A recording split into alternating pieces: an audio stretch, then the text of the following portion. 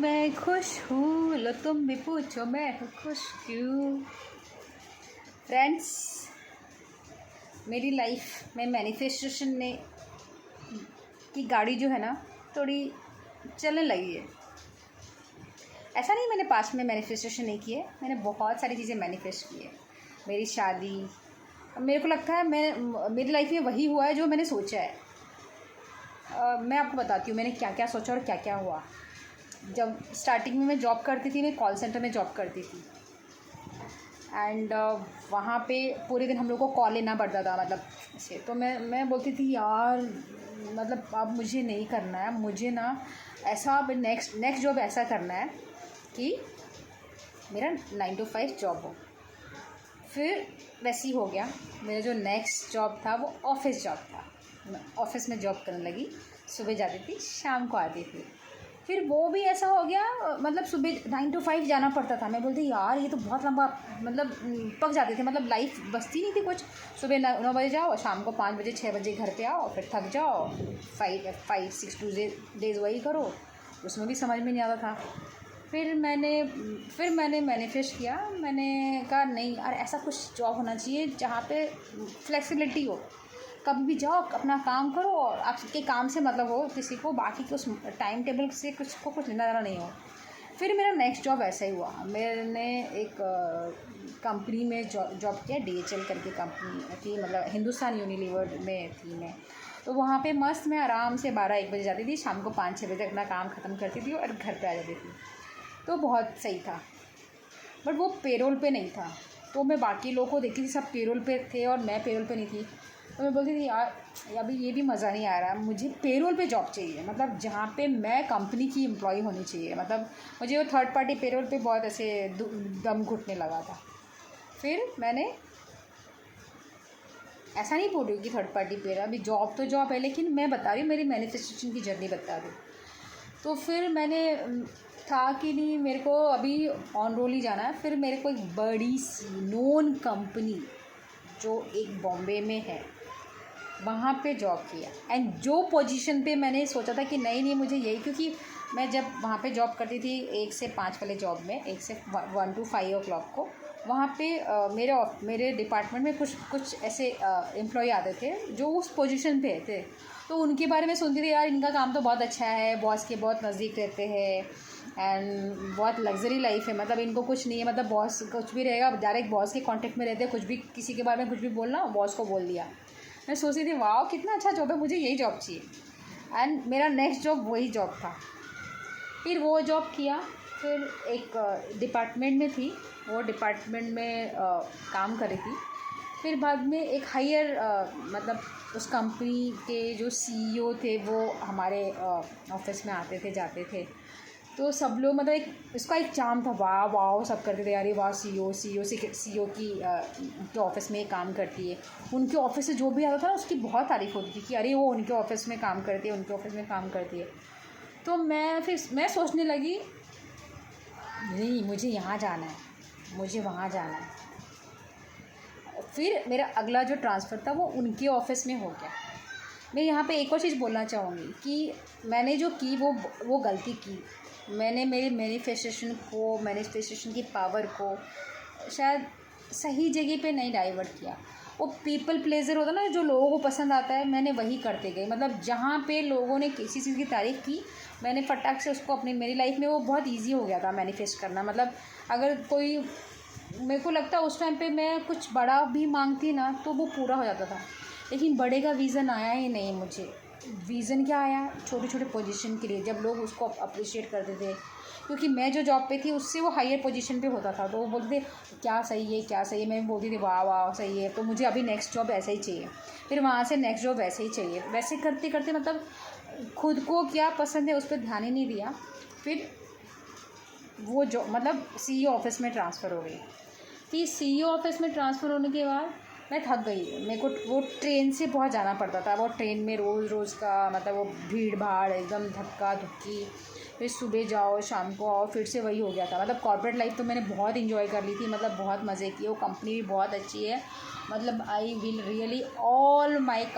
Really bless all my companies. बहुत अच्छी company, बहुत अच्छी company. All the employees were too good.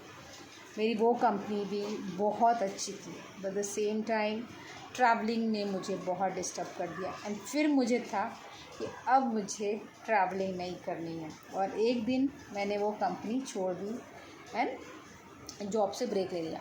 But job के ब्रेक पे फिर मेरे को ऐसा था, नहीं, अब मैं जहाँ पे जॉब करूँगी ना, वहाँ पे मैं ट्रेन से बिल्कुल नहीं जाऊँगी, मैं जाऊँगी बाई रोड। वो बोल के यूनिवर्स को कमांड दे दिया, छोड़ दिया। बाद में मैंने ऐसी जगह जॉब किया जहाँ पे मैं बाई रोड जाती थी, बाई रोड आती थी, और मैं बहुत कंफर्टेबली कारपूलिंग में जाती थी और कारपूलिंग से आती थी। तो मेरे 5 साल 5.5 साल बहुत मज़े से गए।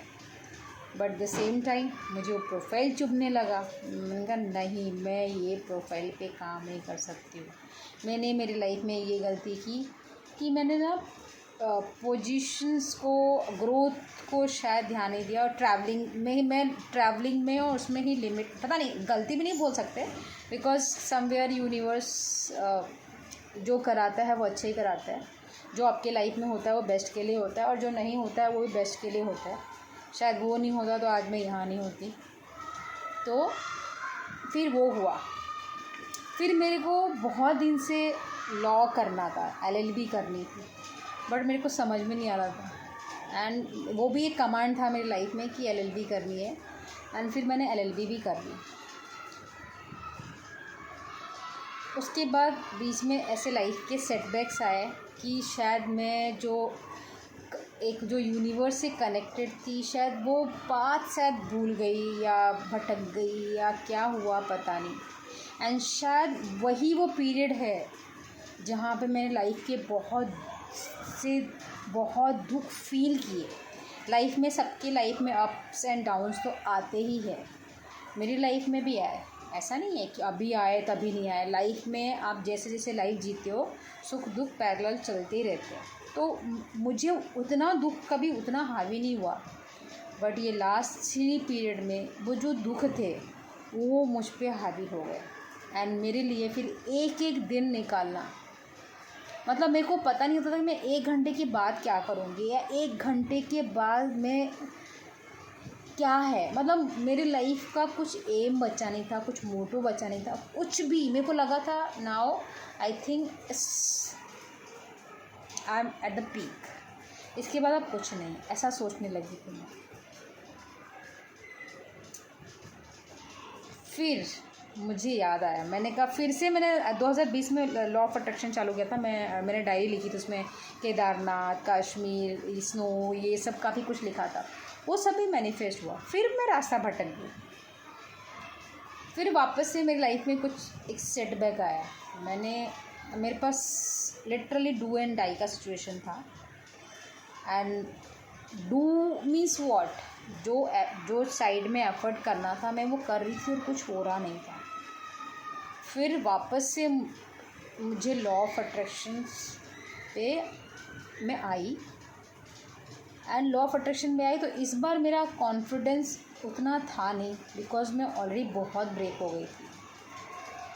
एंड फिर मैंने 1-2 गुरु को ऑनलाइन ही ज्वाइन किया, और क्योंकि आप जब किसी टीचर को ज्वाइन करते हैं ना, तो आप उनके साथ जो आपको ना कोई साथ में चलता है ना, तो आपकी लाइफ इजी लगने लगती है। अभी तक मेरी लाइफ बहुत इजी थी। जो लॉ ऑफ अट्रैक्शन अब सीखते हैं या सिखाते हैं, या जो मैं अभी पढ़ रही हूँ, ये मैं बचपन में मेरा रूटीन मतलब this was part of my lifestyle. मुझे याद है छोटी थी तो बोलते ना विजुअलाइजेशन करो, ये करो। छोटी थी और मुझे लोग बोलते थे कि तेरी हाइट नहीं बड़ी होगी, तो मैं ऐसे लेटती थी और मैं सोचती थी मेरे पैर लटक रहे हैं बेड के नीचे, मैं इतनी बड़ी हो गई हूँ, इतना ये हो गया वो हो गया। तो मैं अब सोचती हूँ कि बचपन में तो मेरे को लगता है लॉ ऑफ अट्रैक्शन बच्चों को सिखाने की ज़रूरत नहीं है, वो ऑलरेडी अलाइनमेंट में रहते हैं। मेरे मम्मी पापा ने मुझे गांव में 1 साल के लिए छोड़ दिया था, एंड पूरे 1 साल मैंने यही फील करके निकाल दिया कि मेरे मम्मी पापा मेरे साथ है। मतलब वो फोर्सफुली नहीं था, मैं लिटरली स्कूल जाती थी तो मैं सोचती थी मम्मी तो घर पे ही, उनके साथ तो सुबह ब्रेकफास्ट करके आई हूँ, फिर शाम को जाऊँगी तो मम्मी के साथ करूँगी, फिर सोती थी, मैं सोचती थी कि नहीं मम्मी बाजू वाले बिस्तर पे सो रही है, पापा तो उधर बाहर सो रहे हैं।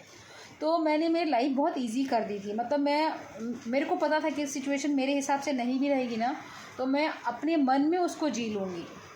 एंड जब मन में जूँगी तो सेम फीलिंग आएगी जो आप रियल में जीते हो। तो मैं हर चीज़ को मन में जी लेती थी। अगर मुझे मतलब कुछ चाहिए था तो मैं उसको फील कर लेती थी कि नहीं ये चीज़ मेरे पास है, वो है।